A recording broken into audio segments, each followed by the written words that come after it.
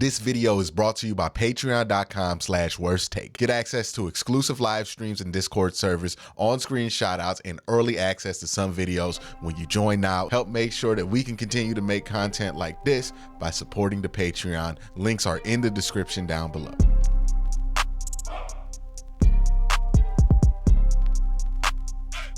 All right, so breaking news happened right as I was getting ready to upload this video, so I'm going to add this in here. But the Browns have hired Tommy Rees as the tight ends coach for the 2024 season. Now, if you don't know, Tommy Rees is a former, I believe he was a quarterback, right? He was a former quarterback, played at Notre Dame, and then played 1 year for Washington, and then went on to coach. He was a grad assistant at Northwestern.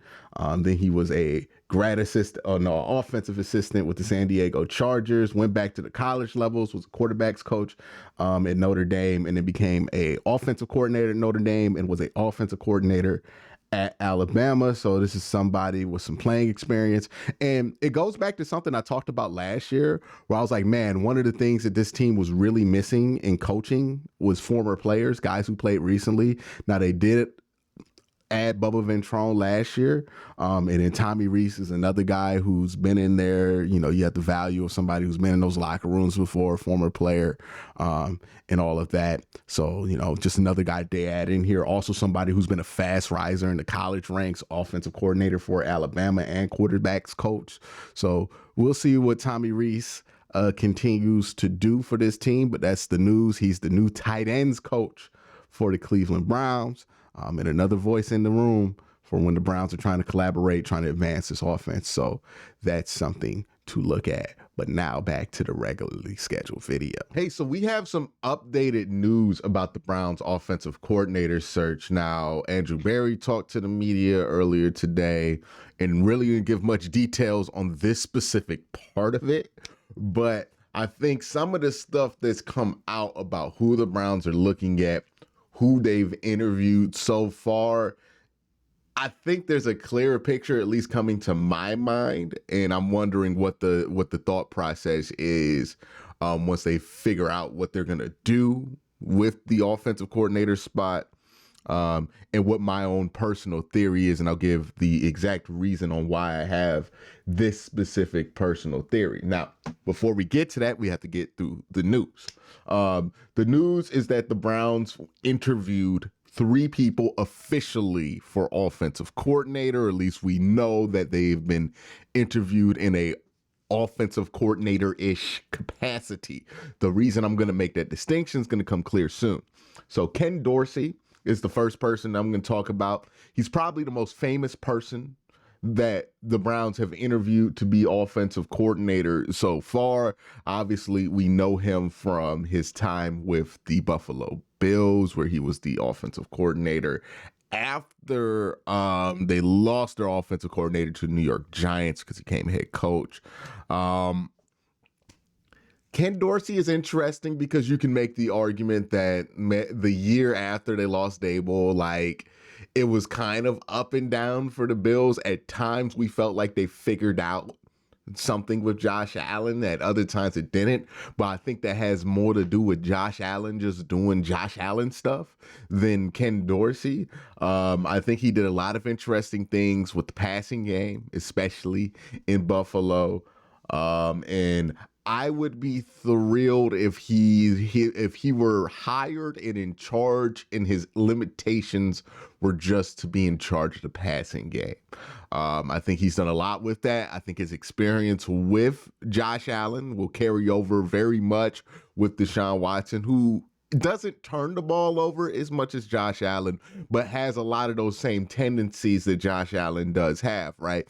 The ability to make plays extend, really hard to take down in the backfield, wanting to attack downfield kind of naturally. Those are all things that Ken Dorsey had to kind of work with Josh Allen, that he has experience working with Josh Allen, that would be directly transferable to his work with Deshaun Watson.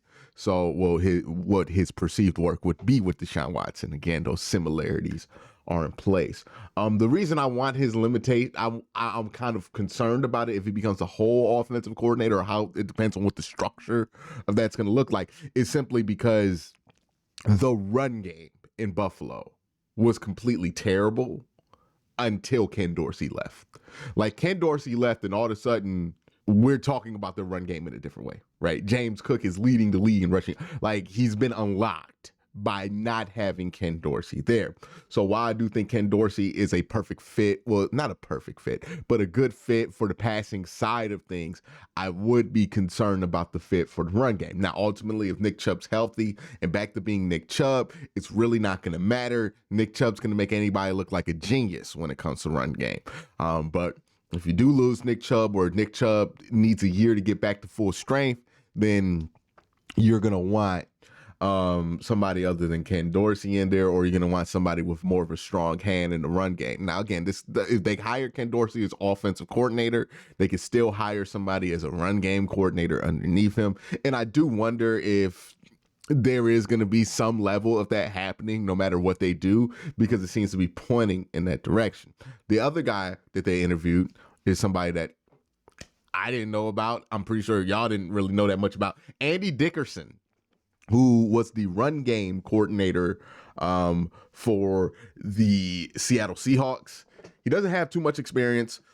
Super young dude. Also an offensive line coach as well. So maybe he's there just in case Bill Callahan gets moved on from, but not moved on from, but if Brian Callahan, his son, gets a job as a head coach, then he might want to work with his son. So they're preparing for that. And I think that's some of the theory going around with why they interviewed Andy Dickerson. I have a different theory, and this is where I share where I think this coaching staff in this hire is going. I don't know if I'm 100% convinced that the Browns are going to hire another offensive coordinator. I think the Browns are looking to hire a passing game coordinator or a run game coordinator, or they're going to hire an offensive coordinator but still have a run game coordinator, right? Like, if they hired Ken Dorsey, he would be an offensive coordinator, but there would be a run game coordinator working with him very strongly in that area. Why do I think this? One, the candidates that they have interviewed so far, to me, scream pass game coordinator, run game coordinator. Ken Dorsey is the only one with offensive coordinator experience that they've interviewed so far. They've interviewed Gerard Johnson, who, again, CJ Stroud's quarterback coach, not super experienced in the NFL. He was a quality control coach like a couple of years ago, so he's not the most experienced guy. He's young and up and coming. And look, he has playing experience, which does make him more experienced than most coaches out there at his age. But it wouldn't make sense to make him go from quarterback coach to offensive coordinator when he hasn't even been a quarterback coach that long. It would make sense, though, if you made him passing game coordinator instead of offensive coordinator, had a run game coordinator, and had all those things kind of filtered through Kevin, which, when you have an offensive-minded head coach, makes sense. Again, it's about the collaboration process being different, not necessarily about one name. I've made this point throughout the offensive coordinator or defensive coordinator process. You want the collaboration to be different, not just one name, right? And this would be a different collaboration process. So you're watching them interview these guys who, when you look at the resume, like, they make sense for a passing game coordinator. They make sense for a run game coordinator. And then you see guys like Shane Waldron. He just got hired by the Chicago Bears. What's interesting to me is that we did not interview Shane Waldron, who would be an obvious offensive coordinator candidate. We interviewed Shane Waldron's run game coordinator, Andy Dickerson, right? Ken Dorsey, again, makes a ton of sense as a passing game coordinator. He just got fired. The Bills looked pretty good without him. That doesn't scream give him another shot at offensive coordinator. What that does scream is, hey, man, maybe a small demotion to pass game coordinator. Work your way back up. Gerard Johnson makes a ton of sense as a passing game coordinator, right? Worked really well with CJ Stroud, did some great things in there. But maybe not experienced enough to just throw him at offensive coordinator. Now, again, it's happened before. I wouldn't be too shocked if Gerard Johnson was the new offensive coordinator, or Ken Dorsey, or Andy Dickerson. And I all think that they have some interesting things that they bring to the table, right? I mentioned Ken Dorsey. He's probably the most experienced one. I think he's better than a lot of people gave him credit for. The experience with Josh Allen makes him really good for somebody like Deshaun Watson, who also has some of those similar Josh Allen-like tendencies. Andy Dickerson makes a ton of sense because of his run game prowess. One of the things that people rave the most about the Seattle Seahawks, and when the Browns actually played the Seahawks, was their creativity in the run game. And Andy Dickerson, as the run game coordinator, had a ton to do with that. And one of the things that we complained about the most, and honestly, the thing that's probably leading to the change happening, is the fact that the Browns are very stale in the run game. They could not get creative. They cannot figure out inside zone. They cannot figure out RPOs. They cannot figure out how to run these things competently with the old collaboration process. And maybe a guy like Andy Dickerson, who's younger, offensive line coach, could be your run game coordinator. And I think that would make a ton of sense because he's shown that he can get really interesting and do a lot of stuff. I mean, like, look at all the things that they killed us with. Go back and watch that Seattle Seahawks game and then tell me that don't look like a guy who knows what he's doing when it comes to the run game. Now, again, not the most experienced guy in the world. Wouldn't make a ton of sense as your offensive coordinator, or it wouldn't make sense out the gate as an offensive coordinator, right? Like, he could be, and he could be fine, but when you hire an offensive coordinator and you're at the place that the Browns are, you would expect somebody a lot more qualified, or not qualified. That's a bad way to put it. A lot more experienced than Andy Dickerson is. Same thing with Gerard Johnson. He's done a lot of interesting things with C.J. Stroud. When I watch C.J. Stroud, I'm like, oh, that's what Deshaun Watson used to look like. Like, except for Deshaun, I don't think Deshaun was as accurate as a thrower as C.J., even though Deshaun has moments of being the most accurate thrower you've ever seen, because sometimes he just pops it right there on the button. But CJ's more consistent with it. CJ's not the athlete that Deshaun is, though. Like, not even now. Like, CJ's not even close to the athlete that Deshaun is. So, Gerard Johnson, again, the similarities with C.J. Stroud and Deshaun Watson go past wearing the same uniform. They have very similar styles of play. They both, I think C.J. Stroud has been somebody who's been in Deshaun Watson's camp, like practicing with him and Quincy Avery for a while. Like, they have recognized these similarities with each other. I think C.J. Stroud even compared his game to Deshaun Watson's in his combine interview. So, yes, that would make sense to be like, hey, this guy's working well with C.J. Stroud. Let's put him in a higher position with Deshaun Watson because it's, again, similar fits. Ken Dorsey, similar fit there at quarterback, similar ideologies and how those quarterbacks like to press the field and move the game and play the game, right? Another thing that makes me feel like this is the direction that they're going is looking back at what happened with Alex Van Pelt. Now, the official report is that Alex Van Pelt resigned because he did not want to reduce his, well, he did not want to reduce his role, basically, right? That's what the report was. He did not want to reduce his role, and the Browns asked him to reduce his role. Well, what the hell does that mean? Right? Like, what does that mean? They don't want him to reduce his role. Basically, I think the Browns told him, we're going to go a different route with how we run the offense. We need different collaborators, and maybe you can stay back as like quarterback coach. And Alex Van Pelt was like, nah, obviously I'm not going from offensive coordinator on a team to a positional coach or to a pass game coordinator or run game coordinator or offensive, whatever it would be, assistant head coach, but not necessarily a coordinator, right? I think they wanted to kind of delegate these roles to different people. And I know this is going to be an idea that people are going to run with or get kind of upset with, just the thought of it, because the thought of somebody coming down like Eric Bieniemy being the offensive coordinator, that feels great. That feels so comforting. But that might not be the best. If the issue with the offense's inability to evolve, right? We're not talking about the play calling. We're talking about the play sheet, right? That issue to evolve is the collaboration between offensive coordinator, quarterback coach, wide receiver, all those things, right? Then you need to have more voices in that room. And if you just have another offensive coordinator and you switch out that voice, does that really achieve what you're trying to achieve?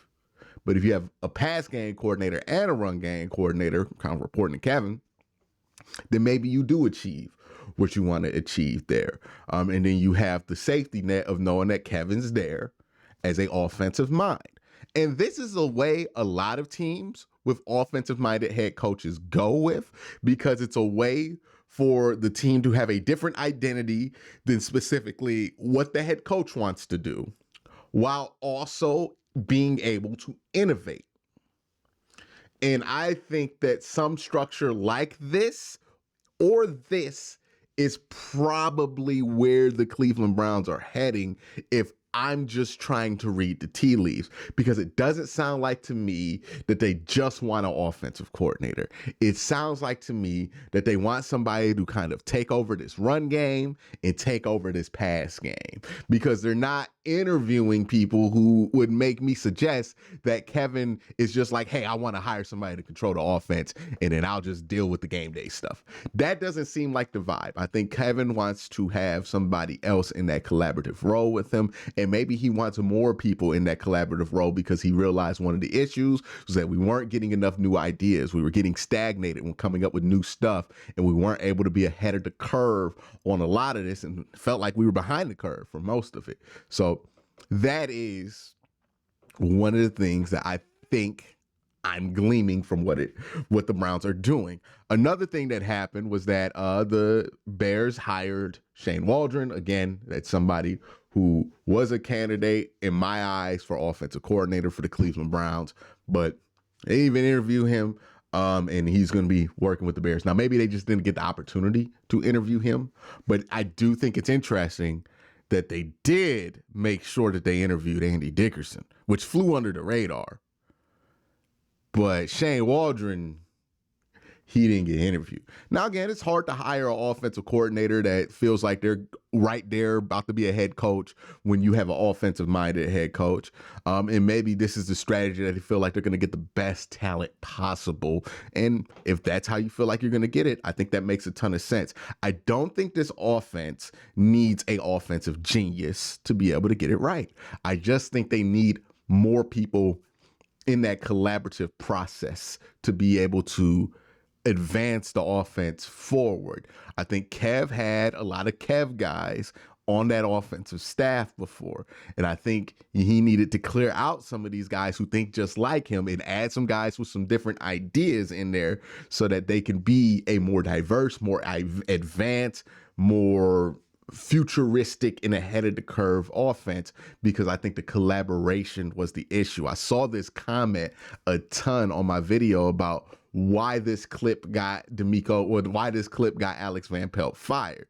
And a lot of people were honing in on, well, Kevin caught the play. And I think that just completely misses the point. It doesn't matter if Kevin caught the play. The problem wasn't the play, it was the play sheet.